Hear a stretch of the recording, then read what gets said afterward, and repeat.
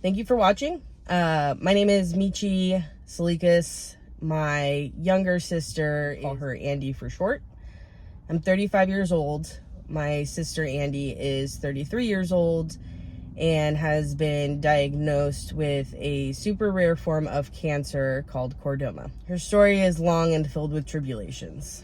Andie's story really begins when she was 8 or 9. She has had a long history of 1 in a million and also has had a long history of these random medical issues. For her cancer diagnosis specifically, this started in 2019.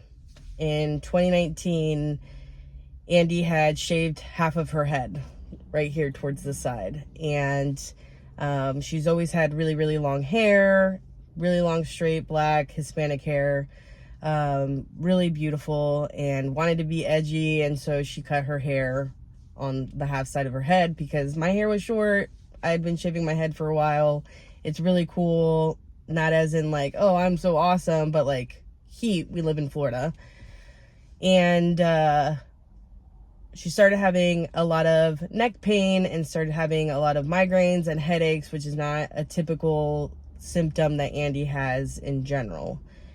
So we treat it like we treat with anything, right? Like, oh, you're really stressed, you have kids, you're going back and forth.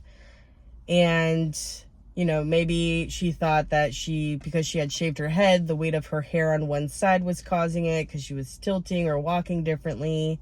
Although she had been going to the doctors and been taking, I think at one point was taking like steroids, there wasn't really anything additional that anybody had done, the doctors at least, because as of this point, the only real thing that she had was neck pain and migraines. So one day towards the morning, I remember she had come to my mom's house and was starting to have slurred speech. And her response to us was she felt that her tongue was really heavy, and so it was becoming difficult to like pronounce certain words. Once she started having slurred speech, a lot of bells rang in mine and my wife's mind, Katie, and we immediately called Katie's dad. Katie's dad is a doctor. He's been doing emergency medicine for many years. The big thing is that with speech, typically, and the migraines, something neurological is happening. So we kind of pushed and we discussed with Andie that she should talk to her doctor a little bit more. She went back to the doctor and at that point was provided with, I believe, an MRI. It was discovered that she did have a tumor that was pressing against her neck. I believe it's C1 and C2. And from there, the doctor told her that the likelihood that it is, because of the shape and the size of it, the likelihood that it was malignant was very high. So we reached out originally to Moffitt Cancer Center in Tampa. It is close to us. It's USF is our university. Katie has worked with them.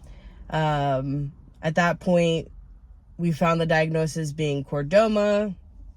As humans do, we did our own research. A lot of information was scary. A lot of information is not always the most accurate. And I think especially with chordoma, I'm gonna break down kind of what it is, so that way there's a little bit of understanding as to why there's not a lot of information from it.